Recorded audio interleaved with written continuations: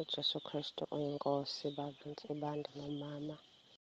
Ngiyanibingelela ekuseni egameni likaJesu Kristu ophilayo. Sibonga uNkulunkulu usisiwelisile ey'meni zonke bazalwane ebezisehlele eKhaya leZwi njengomndeni ihlobo zethu zonke.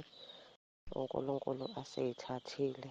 Siyacela ududuzeke umndeni, siduduzeke sonke.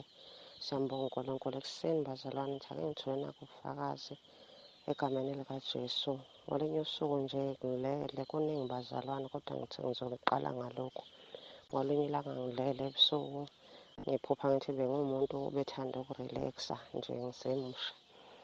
Ngey'nsuku ey'dlule ngenyanga edlule ngoSepthemba sasizoyibhamshela. Sengakuyeka kudala bazalwane vele ukureleksa. Ngase ngizwile ukuthi akukuhle emehlweni kaNkulunkulu. Ebese ngiphupha ebusuku, uNkulunkulu efuna ukukhombisa nje ukuthi uma wenza lezi zinto njani. Ngiphupha ebusuku ngathi ngiphethe le nto okufaka ekhanda, angayifaki ngiphethe, ngisayiphethe nje. Abantu abaseduze kwami akekho wayefisayo ukuhlala eduze kwami, engathi nje ngiyinto enukayo.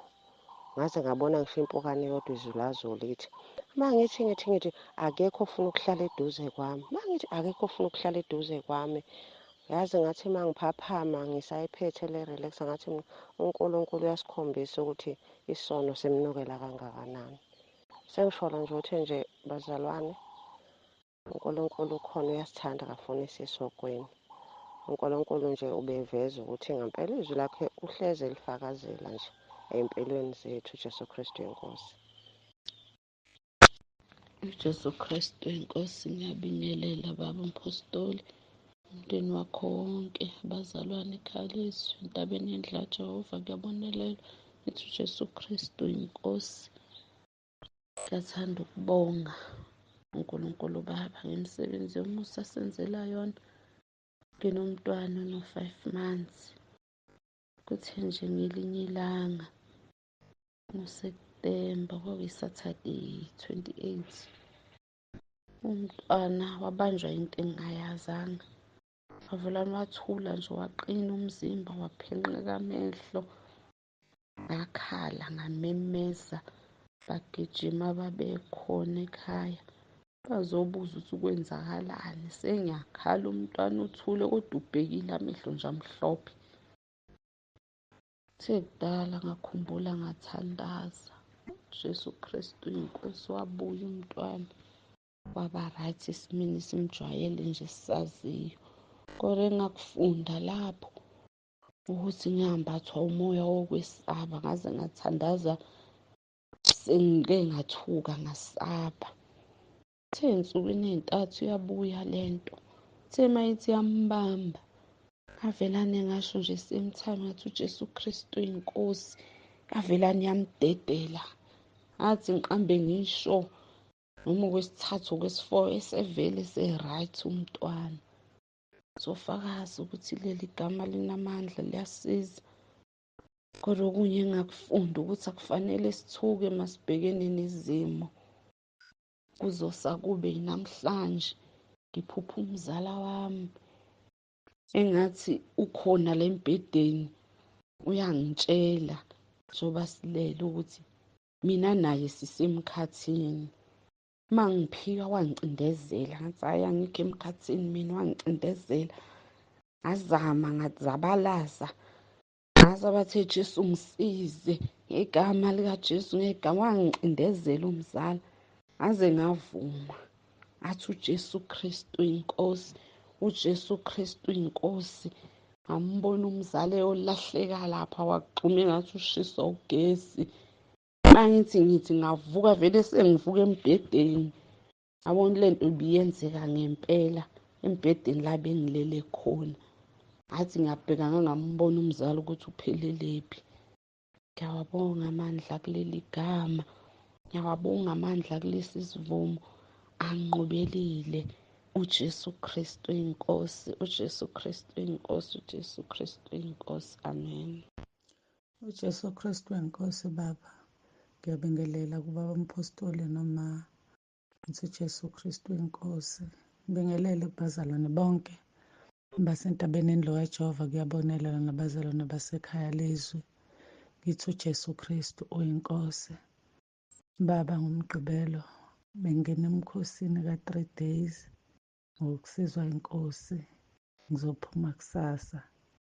Kuthe njengawoMgqibelo ekuseni ngisadlinza ngingalele, ngiyadlinza ngithi Nkosi, ngiyacela ukuthi umntwana wami ephase wonke ama-modules akhe njengoba eqala ukubhala ngomhla ka-6 ngoba imali yokukhokhela amasapho anginayo. Emveni kwalapho ngivesane ngifike lo buthongo bese ngiyalala.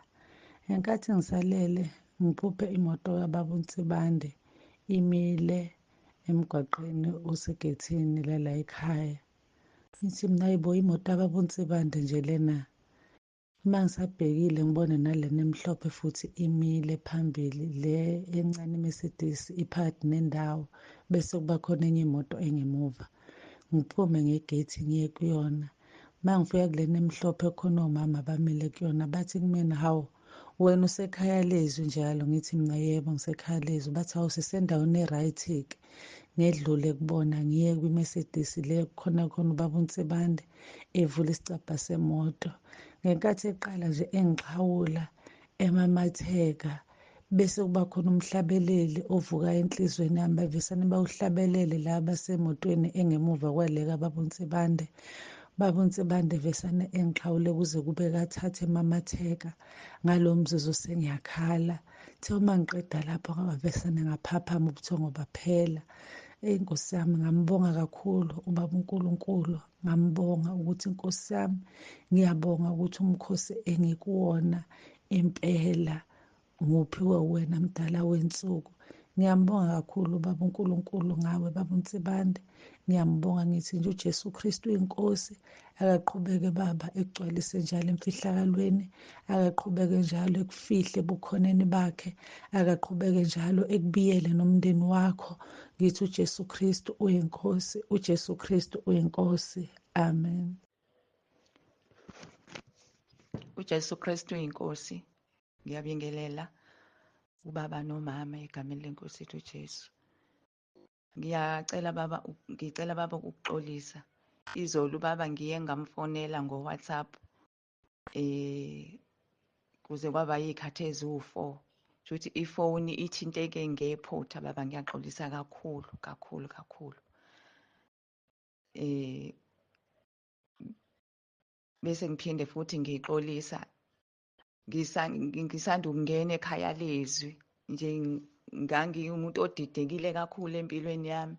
Ngathumela iphupho emva kokuba seshayele u-8. So mangilokhu ngilalela iy'nkonzo babekhuluma ngakho ukuxolisa, kuvuke kimi ukuthi angathi angizange ngizithola ngixolisa lelo phutha lokufaka iphupho sekushayela u-8. Nalapho futhi ngiyacela ubaba angixolele. Ngaphinde futhi ngathumela i-VN enambeni e-wrong okungafanele ngithumele kuyona. Nalapho futhi ngiyacela ubaba angixolele. Ne-emoji-ke ngike ngayifaka i-emoji, ngeke ngisho ngithi kukanye kodwa ifoni yayingivezela ukuthi you reacted to, bese iveza leyo emoji engisuke sengiyifakile. Angeke ngisho ukuthi kukanje, kungenzeka ukuthi amanye ayavela ngale kubaba mina ngingaboni. Ngalawo maphutha nje ngiyacela ubaba angixolele, kusuke kwenzeka ngephutha, inhloso isuke ingekho kakhulu. Ngiyaxolisa kakhulu baba, ngiyacela nenkosi yethu uJesu ingixolele emaphutheni ami engiwenzileyo. Jesu Kristu inkosi. Ngiyabonga. Jesu Kristu uyinkosi. Ngiyabingelela ubaba nomama, umndeni wonke wakwaNsibande. Ngiyabingelela abazalwane ekhaya leZwi nasentabeni likaJehova kuyabonelelwa. Ngithi uJesu Kristu uyinkosi. Ngithanda ukubonga kakhulu uNkulunkulu ongenzela umusa. Ngithe uma ngifika emsebenzini ngafika benokugqekeza e-ofisini baqondana ne-ofisi lami. Isimanga uNkulunkulu angenzele sona bebethi badonsa ikhompyutha bazama ukuyikhipha ngefastera, kwabaqhekeza ifastera bavula ngomnyango, kodwa uNkulunkulu wenza isimanga ukuthi behluleke ukuyikhipha, ama-securities abona. La engimangale khona mangifika kube ukuthi kwamanye ama-ofisi akuthintwanga, ofisi elithintiwe nje ileli liqondene nami. Inhliziyo yami yasimbonga uNkulunkulu ukuthi isitha besithi sizodlalela ngakimi, kodwa ngiyambonga uNkulunkulu ngoba njalo mangifika ekuseni ngifike ngikhuleke kuRoma 10:9. Inhliziyo yami iyambonga kakhulu uNkulunkulu. Phinda ngibonga uNkulunkulu ngenzela isimanga.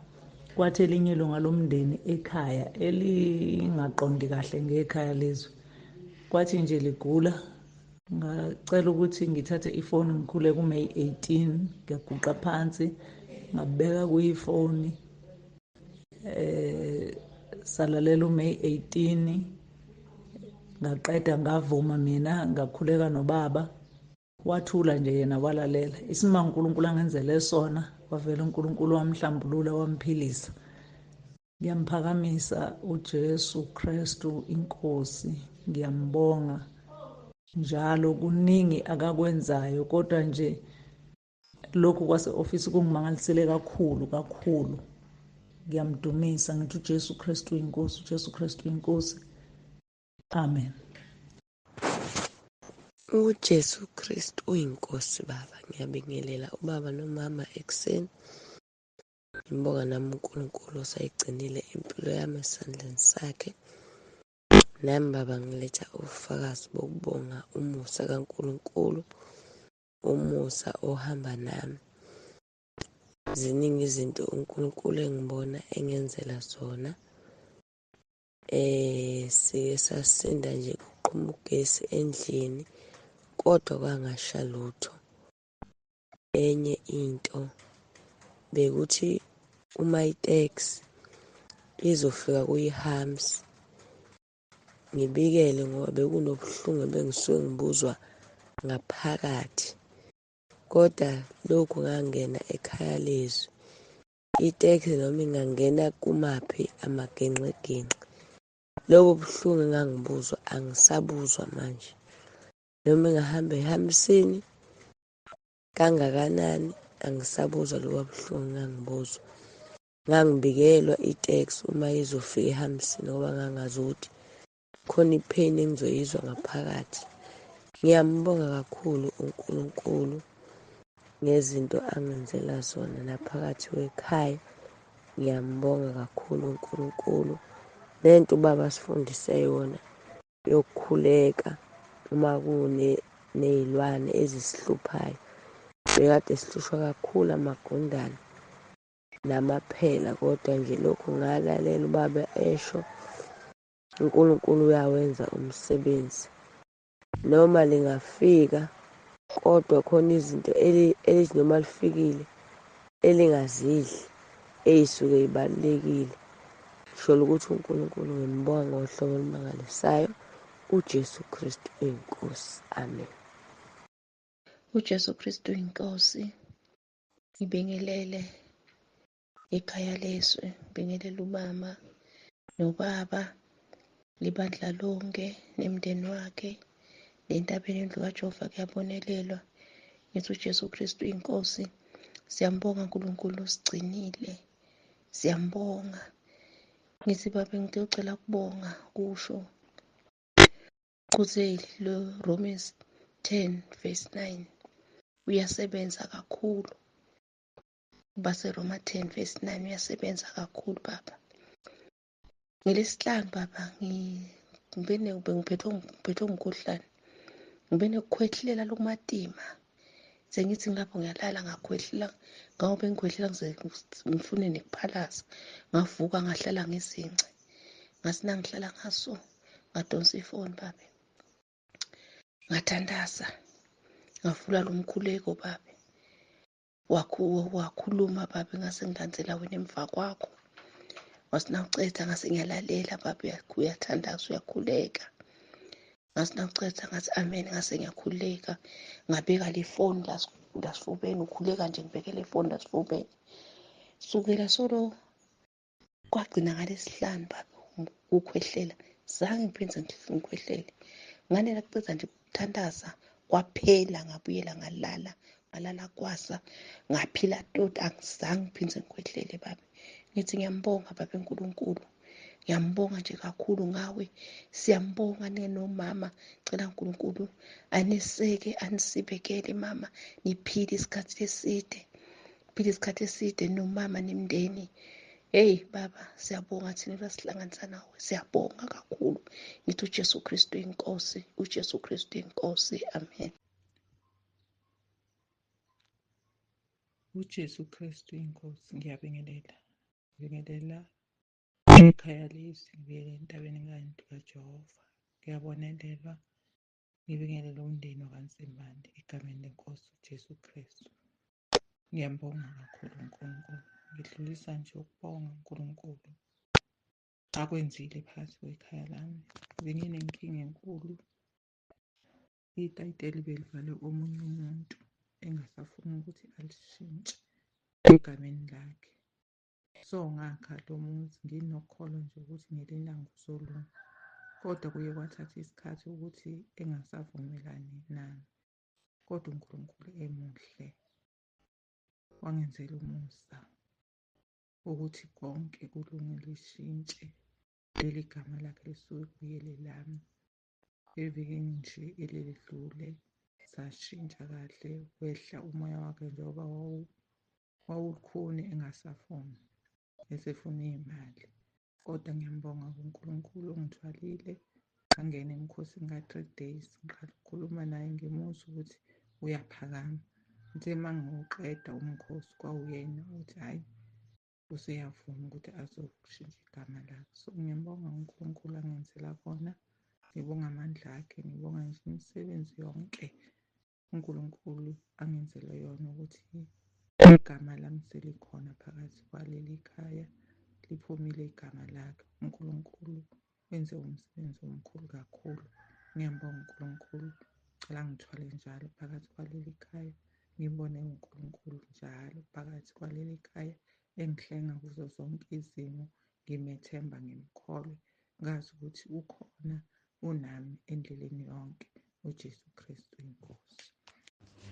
Jesu Kristu kuyinkosi baba, Jesu Kristu inkosi baba. Ngiyathemba nigcinekile konke baba, kuhamba kahle. Ngiyathemba nifihle kahle nala ebenikhona. Baba, kuzosa kube umgqibelo, ngithi kuzosa kube umgqibelo. Ngaba nephupho la engaphupha khona, ngangisendaweni nje engingayazi, sasibaningi nabazalwane engingabazi. Ngaphupha kunokhulumayo, kunezwi elikhulumayo. Izwi kwakubuye kube elikababa uSibande, kubuye futhi ivoice engingayazi, engingakaze ngiyizwe, ethi singcweliseni ngoba mina ngingcwele, singcweliseni ngoba mina ngingcwele. Lathi siqhubeka izwi la esasikhona laselithi asikhulekeni sonke, ongengcwele akezukuqeda umkhuleko, uzofela khona emkhulekweni. Baqala abazalwane bakhuleka ngokuhlukana, hhayi mina ngiqalanga ngakhuleka ngoba ngangisaba. Owayephambi kwami ubhuti wakhuleka, wafa phambi kwami, ngase ngithuthumela ngesaba, ngakhuleka, ngiqala ukukhuleka ngithi baba, egameni likaJesu, ngangixega amadolo ngisaba, ngenxa yokuthi lizwile izwi lithi ongekho ngcwele lo mkhuleko akezukuqeda. Sakhuleka-ke saqeda ngomusa kaNkulunkulu, kodwa ubungcwele ngoba bugcizelelwa lapho, ubungcwele kakhulu. Jesu Kristu inkosi baba.